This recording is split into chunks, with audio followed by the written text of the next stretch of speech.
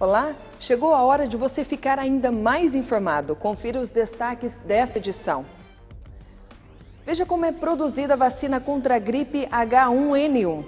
Em Metro alerta para uma série de cuidados ao comprar e manusear o brinquedo Hand Spinner. O índice de alunos do ensino médio que abandonam os estudos chega a quase 13%. O Ministério da Agricultura determinou auditoria de frigoríficos que exportaram carne in natura.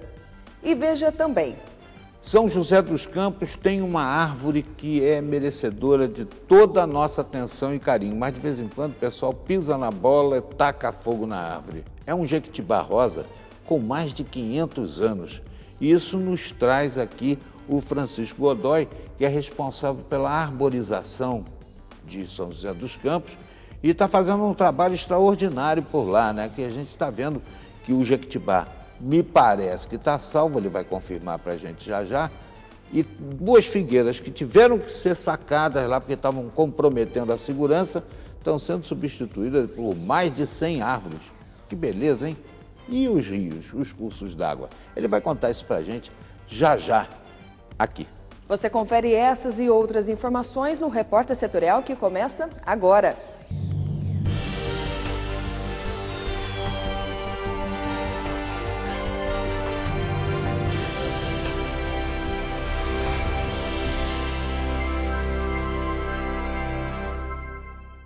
Seja muito bem-vindo, este é o Repórter Setorial na TV digital e na web. Você sabe como a realização do processo de produção da vacina contra a gripe? A equipe da TV Novo Tempo foi ao Instituto Butantan conferir como é feito esse processo. Acompanhe. A vacina com certeza faz parte da nossa vida. Quando pequenos, lembramos muito da conhecida vacina de gotinha ou da tão temida injeção. Mas depois de adultos, esse tipo de imunização ainda acontece. Mas a dúvida que fica é como é feito, como é produzido esse tipo de vacina? Bom, hoje nós vamos entender um pouquinho como é feita a vacina H1N1, a tão famosa vacina contra a gripe. A produção da vacina contra a gripe é feita pelo Instituto Butantan. Aqui nesses laboratórios são produzidas cerca de 54 milhões de doses que devem ser distribuídas e levadas para todo o Brasil. Mas para todas as doses saírem de um laboratório como este e chegar até a população, a vacina passa por um processo bem complexo.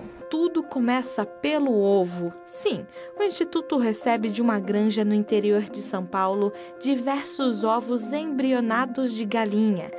Isso porque os ovos são recipientes perfeitos para a multiplicação do vírus H1N1. Dentre tantas etapas, a primeira consiste na aplicação do vírus. Uma máquina injeta esse vírus diretamente nos ovos. Depois disso, eles vão para uma incubadora que faz praticamente o papel da chocadeira.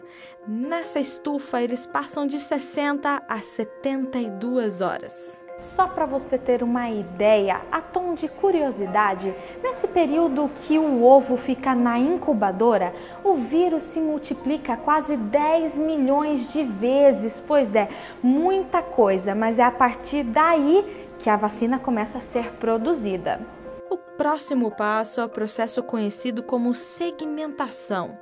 Nesse momento, os vírus são todos mortos e então são extraídos os anticorpos contra a gripe. Depois de tantos processos complexos e diversos passos, a vacina sai do Instituto Butantan e vai diretamente para a população. São tantas pessoas auxiliadas com essas doses.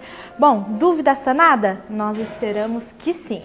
A maioria dos jovens sonha com o primeiro emprego, mas sofrem por não terem justamente o que procuram, a experiência. Para auxiliar a relação entre candidato e empresa, o Senac está com vagas gratuitas para capacitação de jovem aprendiz na cidade.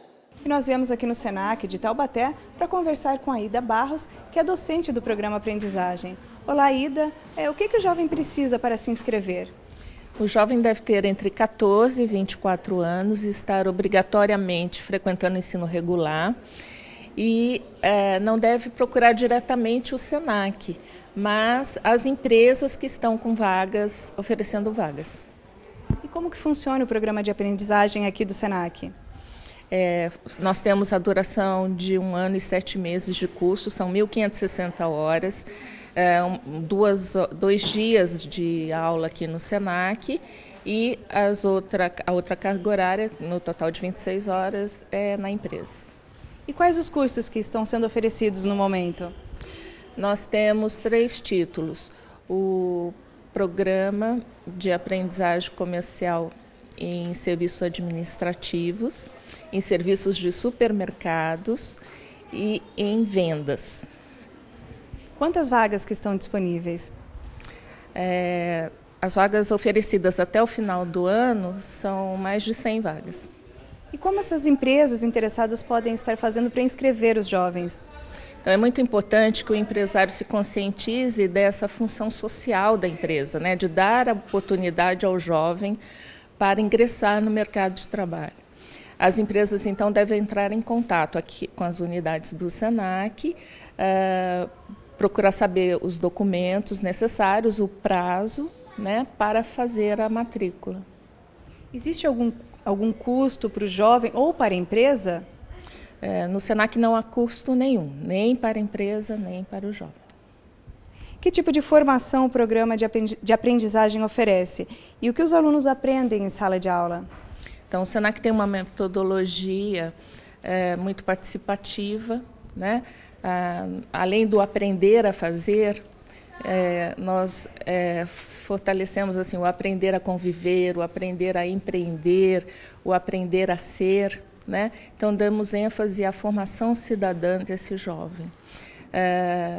As aulas são bastante dinâmicas, né?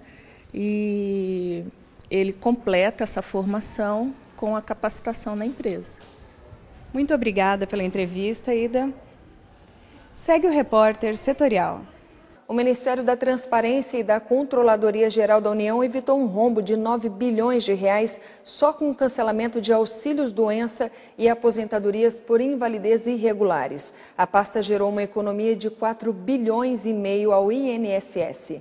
O Ministério da Transparência, Fiscalização e Controladoria Geral da União conseguiu evitar um prejuízo de 9 bilhões 320 milhões de reais aos cofres públicos nos últimos 12 meses.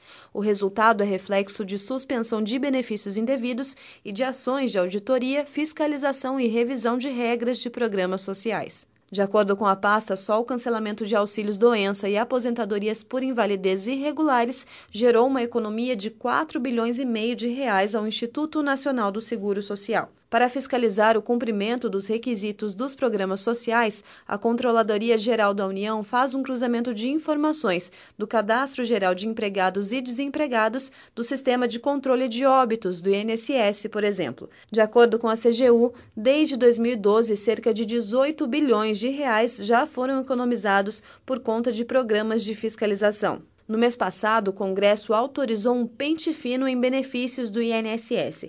A medida faz parte de uma proposta do governo federal e autoriza revisões em auxílios-doença e aposentadorias por invalidez que tenham sido concedidos há mais de 2 anos. O Executivo considera que muitos desses benefícios não passaram por revisão e estão sendo pagos indevidamente, o que eleva os gastos da União. O INSS já fez 125 mil perícias e 80% dos benefícios foram cortados. O Ministério da Agricultura determinou a auditoria de frigoríficos que exportaram carne in natura, onde houve a detecção de abscessos por autoridades dos Estados Unidos. Também serão investigadas as vacinas contra a febre aftosa aplicadas nos animais que podem ter causado a reação. O Brasil já está respondendo aos questionamentos feitos pelo governo norte-americano, que suspendeu a entrada de carne in natura do Brasil nos Estados Unidos, após serem detectados abscessos, ou seja, inflamações na carne vacinada contra a febre aftosa. O Ministério da Agricultura brasileiro determinou auditoria nos frigoríficos envolvidos e também que seja investigada a qualidade da vacina aplicada nos animais e que poderia ter provocado a reação. O que é exportado para os Estados Unidos é o dianteiro do boi, é onde de fato é feita a vacinação. Muitas vezes a vacinação é profunda, ou seja, a peça às vezes está bonita, quando você abre a peça, ele aparece algum problema, como eles detectaram lá. Recentemente nós tivemos Um problema semelhante no Chile, não sei se vocês se recordam disso. Recentemente o Chile também nos alertou para esse tipo de problema. A orientação da equipe técnica foi que a partir daí fosse feito o fatiamento, e o que evitou esse tipo de problema. Segundo o secretário executivo do Ministério da Agricultura, após a Operação Carne Fraca, desencadeada pela Polícia Federal e que investigou fraudes na produção e fiscalização dos frigoríficos brasileiros, a carne exportada pelo Brasil passou a ser 100% inspecionada ao entrar nos Estados Unidos. Além disso, há também uma pressão grande de produtores norte-americanos contra a entrada de carne brasileira no país. Os Estados Unidos não conseguiram acessar o mercado brasileiro por conta de preços, por conta de uma outras coisas, a questão sanitária está desimpedida. Hoje, eles não poderiam simplesmente fechar o mercado por uma questão comercial para o Brasil. A forma de que se pode fechar o mercado é alegando questões sanitárias. E é isso que nós vamos tentar desconsiderar. Foram 17 anos de negociação até o Brasil começar a exportar carne in natura para os Estados Unidos, em setembro do ano passado. 15 frigoríficos estavam autorizados a vender para o mercado norte-americano. De janeiro a maio deste ano, esses frigoríficos exportaram 49 milhões de dólares para os Estados Unidos. Até maio de 2017, 2,79% das vendas de carne bovina in natura do Brasil foram para os Estados Unidos. O ministro da Agricultura, Blairo Maggi, disse que as conversas sobre a carne brasileira com os Estados Unidos começaram há cerca de um mês e que o próprio governo brasileiro havia suspendido 5 frigoríficos para análise. O ministro disse ainda que deve ir aos Estados Unidos nos próximos dias para discutir o assunto e afirmou que o mercado norte-americano é muito importante por servir de guia para outros países. Como é um mercado ainda novo para nós e também novo para eles, nós acabamos tendo esse problema, mas que temos condições sim de resolver. Isso vai ser resolvido dentro dos frigoríficos, numa nova forma de fazer os cortes e o toalete que chamam, que é a limpeza da peça antes de você mandar na exportação. No comentário de hoje, o advogado e jornalista José Carlos Cataldi.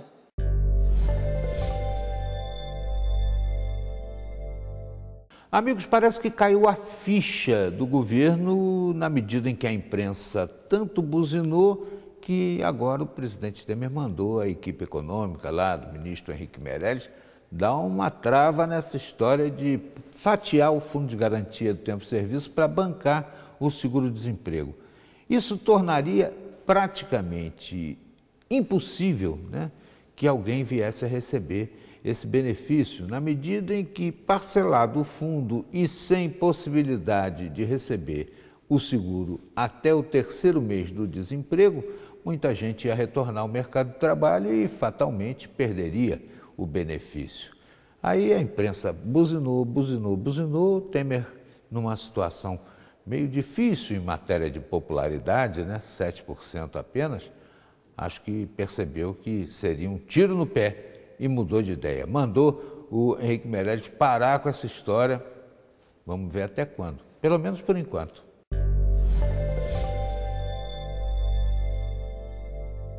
O Inmetro alerta para uma série de cuidados ao comprar e manusear o brinquedo Hand Spinner. O intervalo é rápido, voltamos já.